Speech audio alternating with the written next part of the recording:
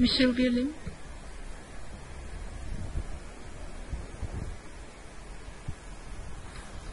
Madam, I declare my interest as a Singapore lawyer holding a practicing certificate.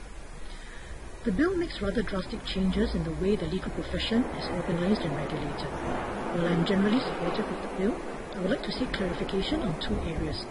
First, I understand that the Law Society had in April expressed some concerns to MinLaw about the bill.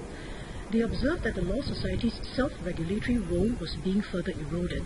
For instance, the Director of Legal Services takes on a big role to register firms, and practitioners will also be involved in issuing practice directions and sitting on the Professional Conduct Council that oversees the relevant rules governing professional conduct matters.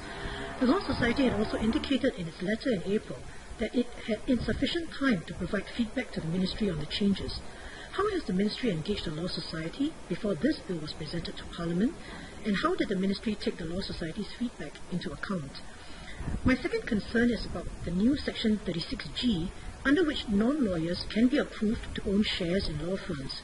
Reservations about this were expressed by the committee chaired by Mr. Sundaresh Menon to review the regulatory framework of the Singapore legal sector in its report in January 2014.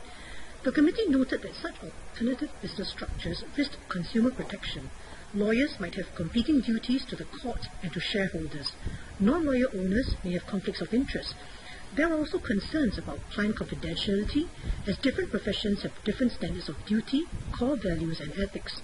The Law Society, too, expressed grave concerns that there may be abuse should non-lawyers be permitted to participate in law practices, as they, quote, anticipate that such entities would inevitably be profit-driven, which may result in higher legal costs for the public, unquote. They expect that lawyers might be urged to maximize billing hours, resulting in unnecessary and protected proceedings. They were also worried that conflicts of interest might arise if non-lawyer owners have ties with large corporations such as banks and real estate corporations, which are profit-driven.